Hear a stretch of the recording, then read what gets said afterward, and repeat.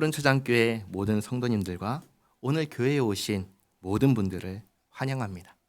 1년에 한 번 온 가족을 초대해서 함께 예배하고 싶어서 모든 성도가 기도하면서 오늘을 준비했습니다. 정말 잘 오셨고 와주셔서 감사합니다. 하나님의 은혜가 저 여러분에게 함께하기를 기원합니다. 본래 이 시간은 설교 시간입니다. 설교 시간인데요. 설교 시간은 뭐 하는 시간이냐면 성경을 배우는 시간입니다. 성경은 하나님의 말씀인데 하나님께서 사람을 통해서 기록하게 하셨습니다. 우리는 성경을 통해서 하나님의 말씀을 듣게 됩니다. 오늘 장로님께서 기도하실 때 제가 계시의 말씀을 잘 전하게 해달라고 기도를 하셨습니다. 계시라는 말이 있습니다. 그 계시라는 말이 뭐냐면 계시는 열어서 보여준다라는 말입니다. 예를 들면 어떤 물건이 있는데 그것을 천으로 덮어놓으면 그 안에 뭐가 있는지 알 수 있을까요? 없을까요? 알 수가 없지요. 왜냐하면 덮어놨으니까. 그런데 그 덮어놓은 천을 열어놓으면 그게 뭐가 있는지 알 수가 있습니다. 계시가 그것입니다. 덮어놓은 것을 열어주시는 것입니다. 그러면 무엇을 덮었는데 그것을 열어서 보여주시는 걸까요? 바로 하나님입니다. 하나님이 가려져서 보이지가 않았는데 그 가려진 것을 열어서 보여주시는 겁니다. 그래서 계시가 없으면 하나님을 알 수가 없습니다. 계시가 없으면 우리에게 하나님은 마치 없는 분과 같습니다. 볼 수도 없고 들을 수도 없고 경험할 수도 없습니다. 체험되지가 않습니다. 완전히 없음 그 자체입니다. 계시가 없으면 그렇습니다. 덮어져 있으니까 그것은 우리에게는 없는 것과 같은 것입니다. 이것은 마치 여러분 책을 생각해 보시면 이해하기가 쉬우실 것입니다. 책 속에 있는 사람들이 책을 쓴 저자를 알 수 있을까요? 없을까요? 알 수가 없습니다. 책 속에 있는 사람들은 책을 쓴 저자를 알 수가 없습니다. 물론 책 속에 있는 사람들도 그 이야기 속에서 귀신을 본다든지 어떤 신비한 경험을 한다든지 어떤 체험을 한다든지 그런 일들이 일어날 수 있습니다. 어디에서요? 책 안에서. 그러나 그 책을 쓴 저자는 알 수가 없습니다.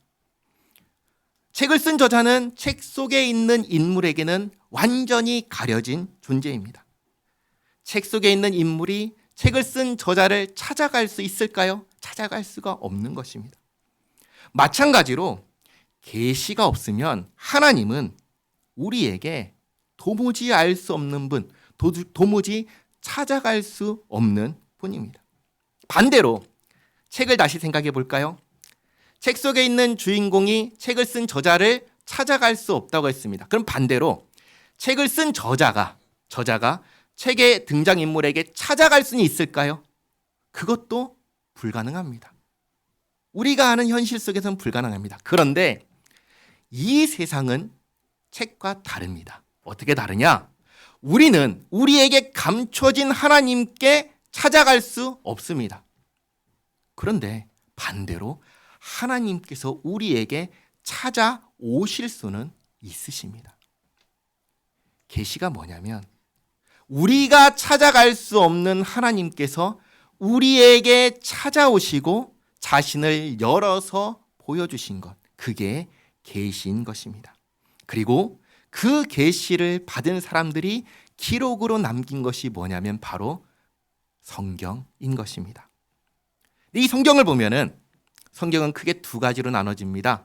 구약 성경이 있고 신약 성경이 있습니다. 구약 성경을 보면은 하나님께서 무슨 이야기를 하시냐면 내 아들을 보내겠다라고 말씀하십니다. 그러니까 구약 성경을 읽으면 그 책 속에서 뭘 알 수 있냐면 하나님께서 아들을 보내신다고 하셨구나라는 것을 알 수 있습니다. 그리고 신약 성경을 딱 펴서 보면은 무엇으로 시작하냐면 하나님께서 약속하신 그 아들이 오셨다라는 것으로 시작합니다. 하나님께서 약속하신 내 아들을 보내겠다 해서 신약시대 신약성경을 딱 펴자마자 등장하는 그 아들 누구일까요? 바로 예수님이십니다. 그러니까 이 구약성경은 예수님이 오신다라는 것을 이야기하고 이 신약성경은 예수님께서 약속대로 오셨다라는 이야기가 담겨 있습니다. 자, 그러면 예수님께서 오셨는데 이 예수님은 정체가 특별합니다. 정체가 특별해요. 어떻게 특별하냐? 하나님께서는 예수님을 향해서 너는 내 아들이다 라고 말씀하십니다. 그러면 예수님의 정체는 무엇일까요? 하나님께서 너는 내 아들이다 라고 하셨으니까 예수님은 누구시죠? 하나님이십니다. 예를 들어 볼게요. 호랑이의 아들은 뭐죠? 고양인가요? 아니죠. 호랑이의 아들은 호랑이입니다. 사자의 아들은 사자입니다. 하나님의 아들은 하나님이십니다. 그러니까 예수님은 누구시냐? 하나님이신 것이죠. 그런데 예수님께서 누구에게서 태어난 줄 아세요? 사람에게서 태어나셨습니다. 그러니까 예수님은 또한 사람의 아들입니다. 그럼 예수님은 또 정체가 무엇입니까? 사람이지요. 사람에게서 태어난 사람의 아들이니까 사람입니다. 그러니까 예수님은 정체가 두 가지가 있는 겁니다. 하나님이시면서도 사람이신 분, 그게 바로 예수님이십니다. 그래서 성경은 예수님을 이렇게 말합니다. 사람이 되신 하나님. 처음에 계시를 말씀드렸습니다. 예수님은 하나님께서 우리에게 자기 자신을 보여주는 계시 그 자체입니다. 그래서 어느 날 성경을 보면 어느 날 예수님을 따르던 제자들이 예수님께 이런 질문을 합니다. 뭐냐면 예수님, 우리가 하나님을 보고 싶습니다. 우리에게 제발 하나님을 보여주십시오. 라고 예수님한테 부탁을 합니다. 그러자 예수님께서 이렇게 대답을 하셨습니다. 나를 본 자는 하나님을 보았다. 제자들이 예수님께 하나님 좀 보여주세요 라고 했더니 예수님께서 뭐라고 하셨냐면 나를 본 자는 하나님을 봤다라고 얘기를 하세요. 무슨 말이에요? 예수님께서 하나님이시라는 것입니다. 자, 그러면 한번 생각해 보시기 바랍니다. 예수님께서 자기 자신을 하나님이라고 하셨습니다. 하나님을 다르게 말하면 신이라는 거예요. 신. 자, 예수님께서 자신을 내가 신이다라고 얘기하셨습니다. 자, 그러면 둘 중에 하나죠. 진짜거나 가짜거나. 그렇죠? 제가 여러분들 앞에서 내가 신이니 나를 본 자는 신을 봤습니다라고 하면은 무슨 생각할까요? 둘 중에 하나겠죠. 미쳤거나 진짜거나. 그러지 않겠습니까? 예수님께서 자신을 하나님이라고 얘기하셨어요. 둘 중에 하나죠. 미치광이거나 아니면 진짜거나. 그렇죠? 만약에 가짜라면 어떻습니까? 예수님이 사기를 친 거면 어떻습니까? 무려 2000년 동안 전 세계를 대상으로 사기를 친 겁니다. 그렇지 않겠어요? 그러나 만약 진짜라면 어떻습니까?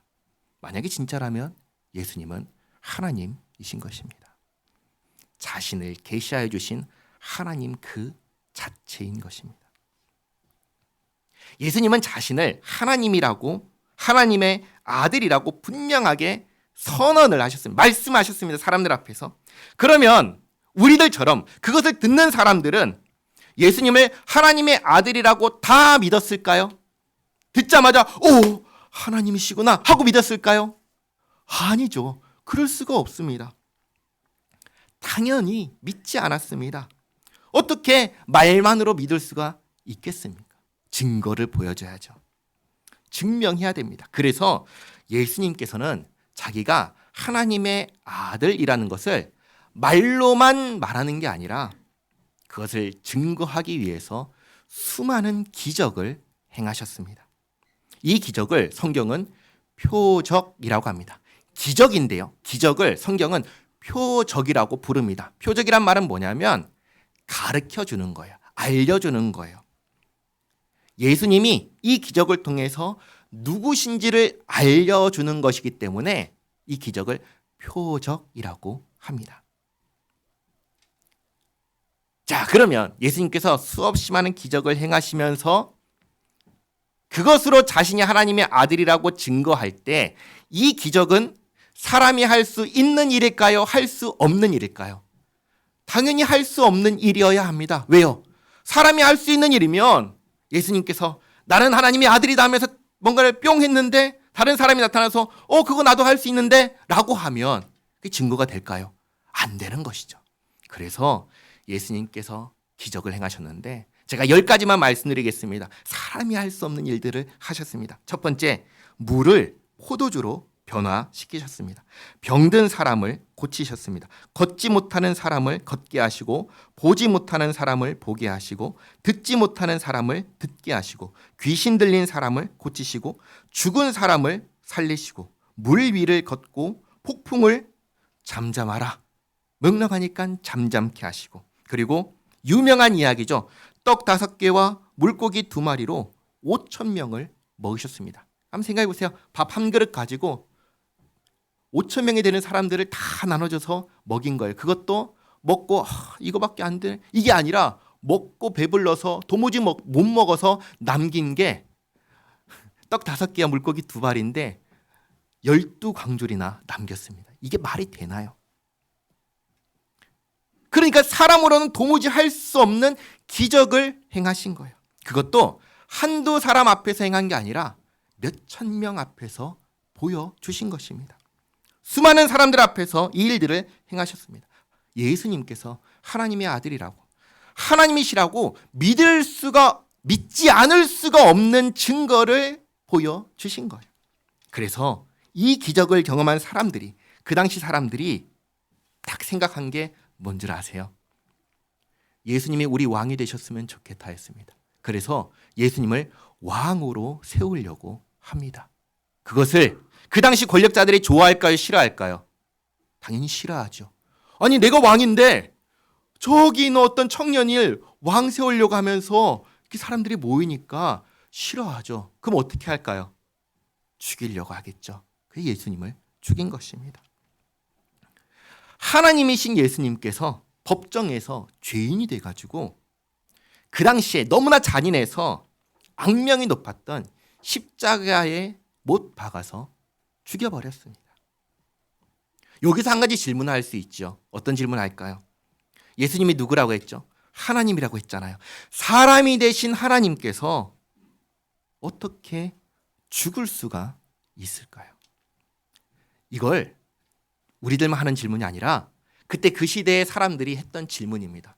십자가에 못 박힌 예수님을 향해서 내려와 보라고, 당신이 하나님의 아들이라면, 당신이 신이라면 그 십자가에서 내려와 보라고, 그 얘기 그 시대 사람들이 했습니다. 예수님께서 수많은 기적을 행하셨습니다. 스스로 하나님의 아들이라고, 나는 하나님이라고 주장하셨습니다. 그러니 진짜라면, 진짜 하나님이라면 십자가에서 죄인이 되어서 죽어서는 안 되는 것입니다. 비참하게 죽어서는 안 되는 것입니다. 그래서 진짜라면 당장이라도 내려와 보라고 얘기했습니다. 근데 예수님께서 내려오지 않으십니다. 오히려 십자가에서 이렇게 말하고 죽으셨습니다. 뭐라고 하신 줄 아세요? 다 이루었다라고 하셨어요. 다 이루었다. 예수님의 죽음이 뭔가를 이루었다라는 것입니다. 그게 뭘까요? 예수님의 죽음은 무엇이길래 무엇을 이루었다고 하신 걸까요? 그게 뭐냐면 구원입니다. 구원. 우리가 믿는 기독교 어떤 종교인 줄 아세요? 우리 기독교는 구원의 종교입니다. 구원의 종교입니다. 구원은 이런 것입니다. 한번 생각해 보세요. 망망한 바다에 빠졌습니다. 사방을 둘러봐도 아무것도 없습니다. 물밖에 없습니다. 도무지 헤엄쳐서 살 길이 없는 상태입니다. 죽을 수밖에 없는 상황입니다. 그런데 내가 부르지도 않았는데 저 멀리서 한 척의 배가 나를 향해서 다가옵니다. 마이크를 켜고 얘기를 합니다. 당신을 구조하러 왔다고 얘기를 하는 거예요. 물에 빠진 내가 불렀나요? 안 불렀습니다. 찾았나요? 아니요, 찾지도 않았습니다. 어떻게 찾고 어떻게 연락해요? 아무것도 없는데. 근데 온 거예요. 그리고 건져줍니다. 당신을 구하러 왔으니 손 내밀고 나를 믿으라고 그렇게 얘기를 하는 겁니다. 그게 기독교가 말하는 구원입니다. 뭘 잘했으니까 구해주겠다 하는 게 아니라, 나를 불렀으니까 내가 구해주겠다 하는 게 아니라, 나는 물에 빠져서 아무것도 할 수가 없는데 그런 나에게 찾아오셔가지고 날 믿으라고, 내가 구해주겠다고 하시는 게 기독교가 말하는 구원입니다. 제가 처음에 계시를 말씀드렸습니다. 하나님께서 자신을 열어서 보여주셨다라고 했습니다. 그러면 사실 처음에 우리는 이 한 가지 질문을 해야 됩니다. 왜 하나님께서 우리에게 자신을 계시해 주실까요? 내버려 두셔도 되잖아요. 하나님 모르고 살아도 되잖아요. 근데 그러지 않으시고 하나님께서 자신을 열어서 보여주시는 거예요. 알려주시는 거예요. 왜 그렇게 하실까요? 구원하기 위해서 그렇게 하신 거예요. 그러면 사람이 도대체 어떤 상황에 있길래 하나님께서 구원하기 위해서 자기를 열어서 계시해 보여주셨을까요? 제가 이런 질문 한 가지 하겠습니다. 사람은 죽으면 끝일까요? 끝이 아닐까요? 그런데 우리 중에 누가 죽어본 사람이 있나요? 나 죽었는데 죽은 다음에 이런 일들이 있더라 라고 말할 수 있는 사람이 있나요? 없습니다. 없죠. 그러니 우리 중에 누구도 죽음 이후에 무슨 일이 일어날지 말할 수 있는 사람은 사실은 없습니다. 그런데 성경은 죽음 이후에 무슨 일이 일어나는지를 확실하게 알려줍니다. 처음에 말씀드렸던 것처럼 성경은 하나님의 말씀입니다. 하나님의 말씀이니까 죽음 이후를 이야기할 수 있는 거예요. 만약에 하나님의 말씀이 아니라면 죽음 이후의 일에 대해서 성경이 얘기한들 그게 진짜일까요? 믿을 수 있을까요? 믿을 수가 없는 거예요. 그렇잖아요. 그러나 성경이 하나님의 말씀이라면 그러면 믿을 수가 있는 겁니다. 하나님께서는 이 성경을 통해서 죽음 이후에 무슨 일이 일어나는지 아주 분명하게 알려주셨습니다. 죽음 이후에는 무슨 일이 일어날까요? 첫 번째로 일어나는 일이 있습니다. 이게 뭔 줄 아세요? 심판입니다. 심판이 있습니다. 이 심판은 살아있을 때 어떻게 살았는지에 대한 심판입니다.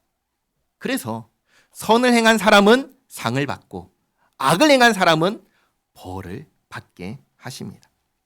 이걸 다르게 말하면 선을 행한 사람은 천국에 가고 악을 행한 사람은 지옥에 간다라는 말입니다.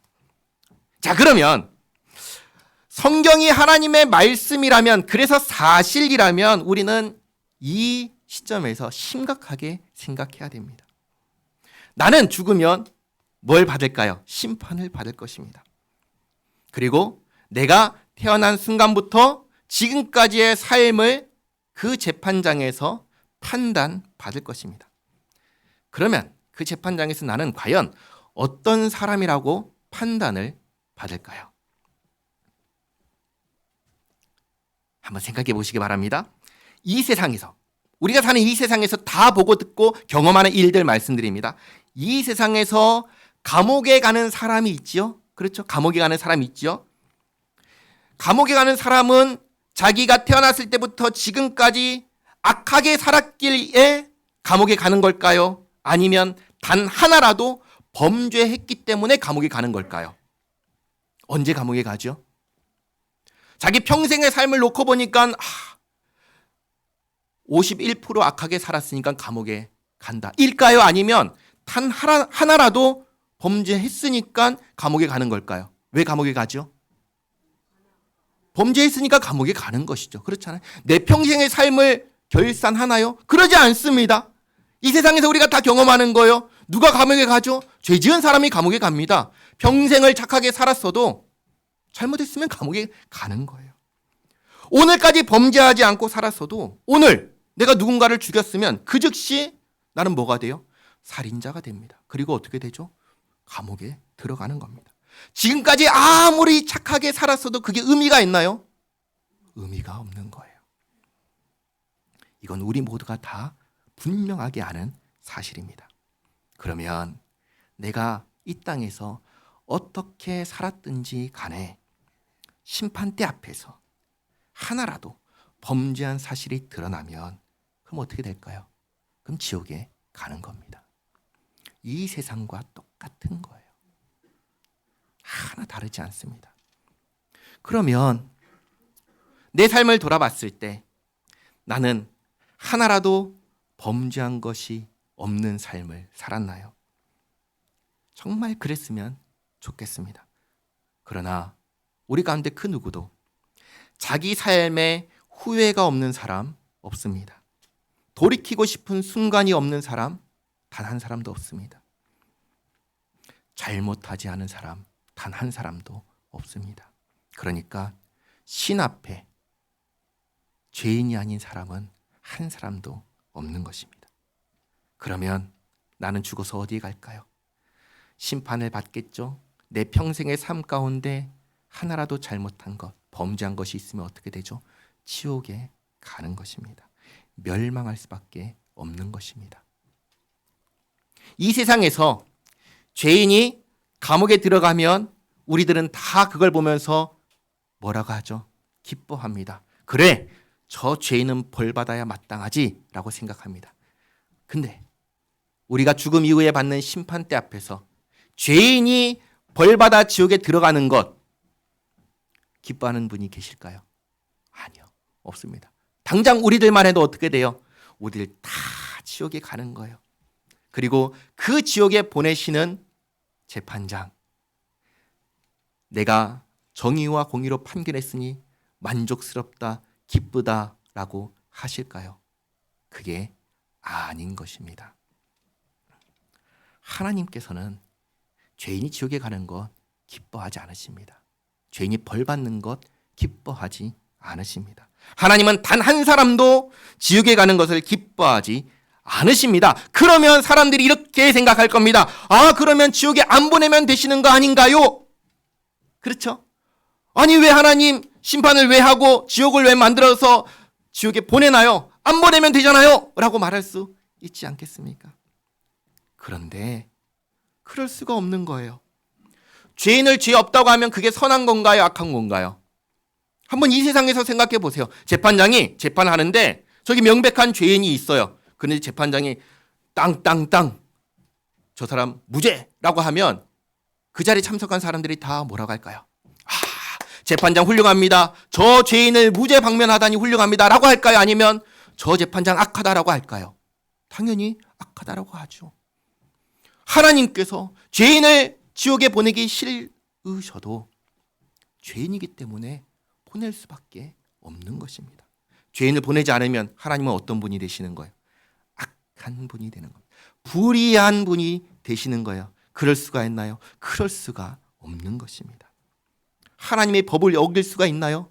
법을 어길 수가 없는 거예요. 자, 그러면 죄인이 지옥 가는 거 하나님은 원하지 않으시지만 그렇다고 죄인을 지옥에 보내지 않을 수도 없습니다.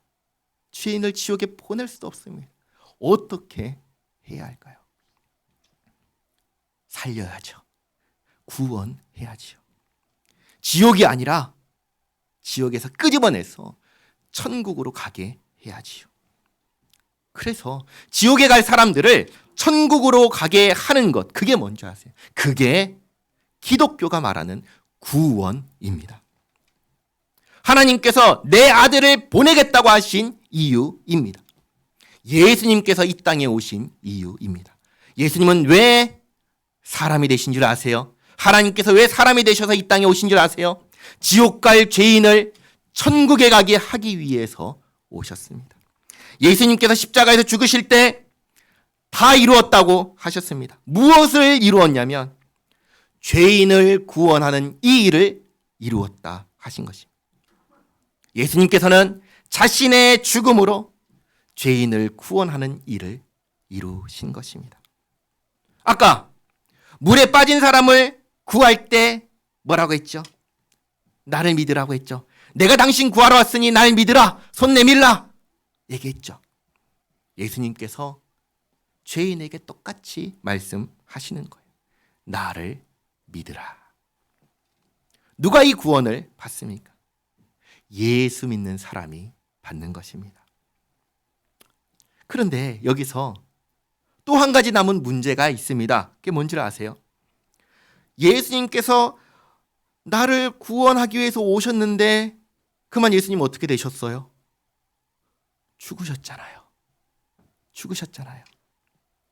우리도 잘 알다시피 죽으면, 이 세상에서 죽으면 끝입니다. 물에 빠진 사람을 구하러 왔는데 물에 뛰어들었다가 그만 죽어버리면 구원할 수 있나요? 구원할 수가 없는 거예요. 그러니까 예수님께서 나를 구원하기 위해서 오셨다. 너무 감사하죠. 그런데 오셨는데 죽어버리셨네.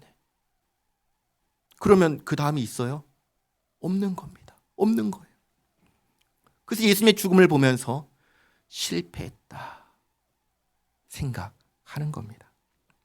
실제로 예수님 그 당시에 예수님께서 죽고 난 후에 예수님을 따르던 사람들은 다 흩어졌습니다. 다 흩어졌어요. 예수님을 중심으로 모였던 사람들이 예수님을 죽음을 중심으로 다 흩어집니다. 고향으로 돌아가는 한 사람 이렇게 말합니다. 우리는 정말 그가 우리의 구원자인 줄 알았는데 죽어버렸습니다. 끝났습니다. 라고 하면서 슬퍼하면서 돌아갑니다. 왜 돌아가죠? 죽었으니까. 그냥 그날 그냥 죽은 게 아니라 날카로운 쇠가 박혀있는 채찍질에 온몸이 맞았습니다. 온몸이 찢겨졌습니다. 옆구리는 창이 찔렸습니다. 그리고 십자가에 못 박혀 죽는 것을 모든 사람이 봤습니다. 그 시체를 돌무덤에 넣는 것까지 다 봤습니다. 도무지 다시 살아날 수 없는 형상이 되어가지고 무덤에 들어가는 것을 모든 사람이 봤습니다. 그걸 보고 그 다음을 기대할 수 있을까요? 기대할 수가 없는 거예요. 저렇게 죽었는데 어떻게 다시 살아납니까? 그런데 그렇게 죽어버린 사람이 어떻게 구원할 수 있겠습니까? 어떻게 나만 믿으라고 할 수 있는 건가요? 죽은 사람은 누군가를 구원할 수 없습니다. 구원은 산 사람만이 할 수 있는 겁니다. 구원하기 위해서는 죽음으로 끝나서는 안 되는 거예요. 그런데 그 모였던 제자들이 다 죽음으로 끝났다 생각하면서 흩어진 지 3일 만에 죽음을 뒤집는 일이 일어납니다. 뭔지 아세요? 부활입니다. 그냥 다시 죽는 몸으로 살아난 게 아니라 더 이상은 죽지 않는 몸으로 살아나신 거예요. 이 살아나셨다라고 하는 것을 사람들이 믿을 수 있을까요? 당장 들어도 말도 안 되는 소리라고 생각하죠. 누가 그렇게 생각할까요? 그 시대에 사는 사람들이 그렇게 생각했습니다. 그러면 그 생각을 바꾸려면 어떻게 해야 돼요? 똑같죠. 처음 예수님께서 내가 하나님이다 라는 것을 증명하기 위해서 사람이 도무지 할 수 없는 기적을 보여주셨던 것처럼 내가 다시 살아났다, 부활했다라는 것을 증명하면 됩니다. 어떻게 하지요? 끝났다 생각하고 돌아가는 그 제자에게 나타나 보여주십니다. 예수님께서 죽으신 그 시체가 안장된 무덤, 돌무덤 찾아간 여자들에게 예수님께서 나타나 보여주십니다. 자, 예수님을 누가 죽였죠? 예수님을 죽인 사람들은 그 시대의 권력자들입니다. 그 권력자들이 예수님을 따르던 제자들도 잡아서 죽일까봐 두려워 벌벌 떨던 그 제자들에게 예수님께서 나타나셔서 내가 살아났다라는 것을 보여주셨습니다. 어떤 때는 1대1로 만나시고 어떤 때는 11명에게 동시에 나타나시고 어떤 때는 500여 명의 사람들에게 친히 나타나셔서 내가 살아났다라는 것을 보여주셨습니다. 처음에 다시 만났을 때 무슨 생각할까요? 착각이겠지. 두 번째 다시 만났을 때 뭐라 생각할까요? 내가 너무 그리워서 환상을 받겠지. 그런데 3번, 4번, 5번 계속 만납니다. 성경을 보면은 얼마나 오래 예수님께서 다시 나타나 만나셨다고 기록하냐면 무려 40일입니다. 40일 동안 예수님께서 계속해서 나타나셔서 내가 살았다, 내가 부활했다 라는 것을 보고 듣고 경험할 수 있도록 증명하셨습니다. 사실 예수님께서 십자가에서 죽으시기 전에 여러 번 이 이야기를 하셨습니다. 무슨 얘기를 하신 줄 아세요? 내가 죽을 건데 3일 만에 다시 살아날 거야. 이 얘기를 십자가에 달려 죽으시기 전에 여러 번 말씀하셨습니다. 아예 그 말씀 안 하셨으면 사람들이 기대를 할까요? 안 할까요? 안 하죠. 제가 죽는데 여러분에게 저 죽은 다음에 다시 살아날 겁니다. 얘기를 하면 그 생각 할까요? 안 할까요? 하지요. 했는데 안 살아나요. 그러면 무슨 생각할까요? 거짓말이었네. 사기꾼이었네. 그 생각하지 않겠습니까? 근데 예수님께서 그 얘기를 여러 번 하신 거예요. 죽기 전에 내가 다시 살아난다. 3일 만에 다시 살아날 거야. 그리고 너희보다 먼저 내가 우리들이 모이던 그곳으로 갈 거야. 그 얘기를 여러 번 하셨습니다. 제자들이 그 얘기를 들었으면 생각을 하겠죠. 진짜일까 가짜일까? 가짜라면 끝난 것이죠. 그러나 진짜라면 어떻게 됩니까? 진짜라면 완전히 달라지는 것입니다. 살아나신다면 진짜라는 거예요.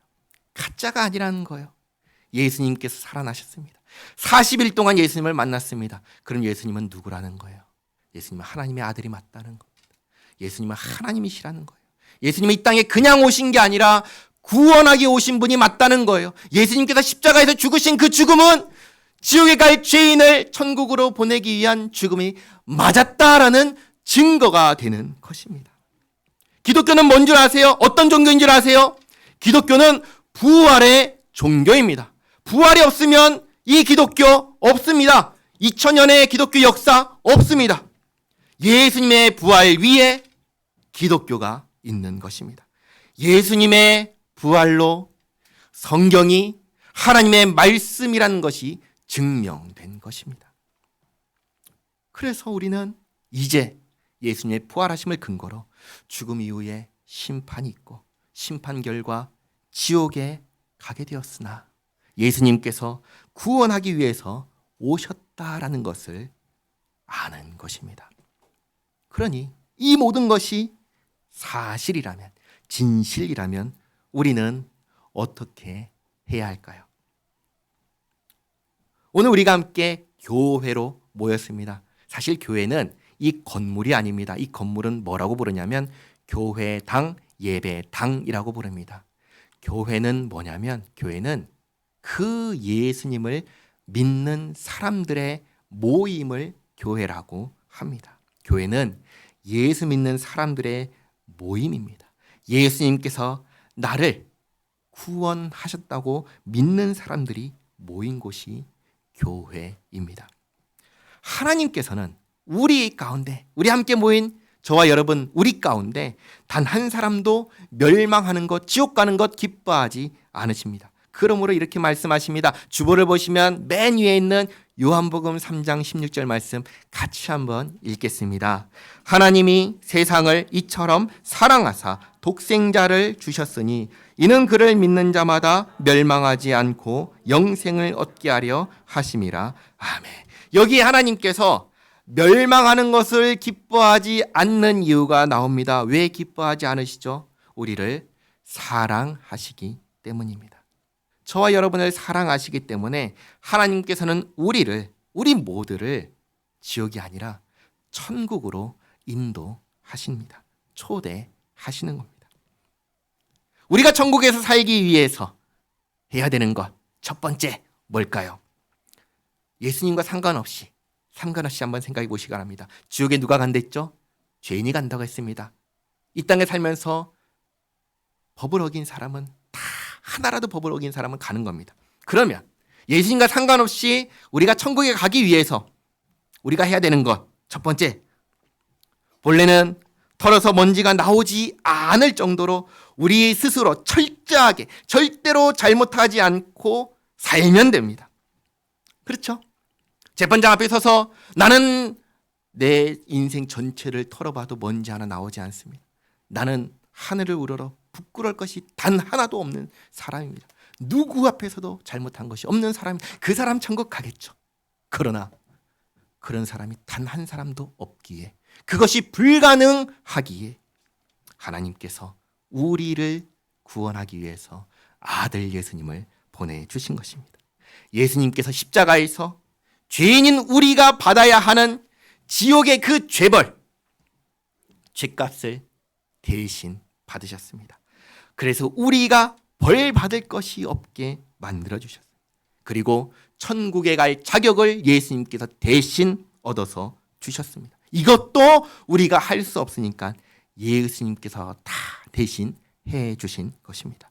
그리고 이렇게 말씀하시는 것입니다. 내가 해 주겠다. 내가 다 이루었으니 나를 믿으라.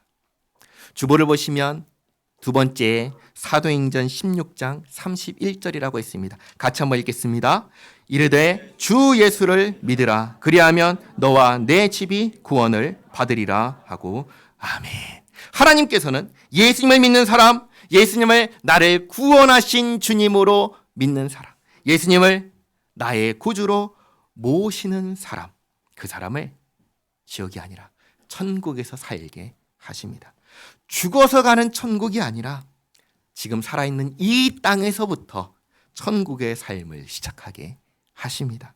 한 구절 더 같이 읽겠습니다. 그 밑에 보시면 골로새서 1장 13절 14절이 있습니다. 같이 읽겠습니다. 그가 우리를 흑암의 권세에서 건져내사 그의 사랑의 아들의 나라로 옮기셨으니 그 아들 안에서 우리가 속량 곧 죄 사함을 얻었도다. 아멘.